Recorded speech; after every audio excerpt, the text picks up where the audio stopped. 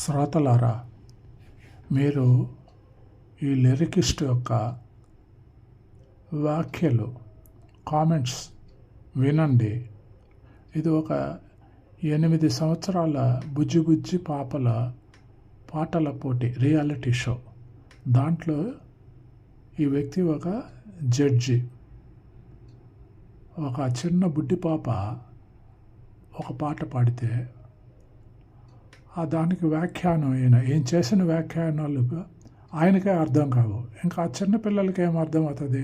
8 సంవత్సరాల వయసు ఉండే బుజ్జి చిన్న బిడ్డలకి. అవన్నీ వదిలేసండి.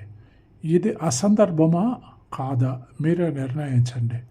ఇటువంటి వాటిని మీరు ఆహ్వానించే కొంది మీ సైడ్ నుంచి వీటికి వ్యతిరేక తెలపకపోతే ఇంకా ఇటువంటి ఎక్కువైపోతాయి. చిన్న బుజ్జి పాపలు, 8 సంవత్సరాల పాపలకి ఇటువంటి అసందర్భమైన, అభ్యంతరకరమైన వ్యాఖ్యల్ని ఈయన చెప్పడం న్యాయమేనా? వినండి ఆయన నోటి ద్వారానే.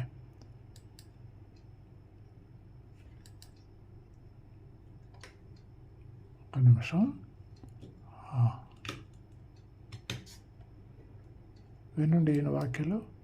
రకాల పాటలు రాయగలని నిరూపించుకున్నారు కళ్యాణ్ గారు. మనస్ఫూర్తిగా అభినందనలు. నాకు స్నేహితులైన రెండో విషయం కూడా చెప్పాలి. అవసరమా? చాలా ముఖ్యమైన విషయం ఏంటంటే ఒకే రకమైన బట్టలతో, ఒకే రకమైన శరీర విన్యాసం, ఒకే రకమైన పొట్టి బట్టలతో, ఒకే రకమైన శరీర విన్యాసంతో, హైలీ సెక్సియస్ట్ మా వర్డ్స్ తో, ఒకే రకమైన వాతావరణంలో, నేపథ్యంలో 600 పాటలకు నాట్యం చేసింది జయమాలిని గారు.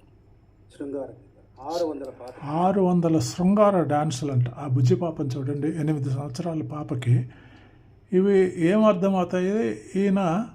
ఆయన ఎవరిని ఉద్దేశించి చెప్తున్నాడు? 600 డాన్సుల్లో కొరియోగ్రఫీ.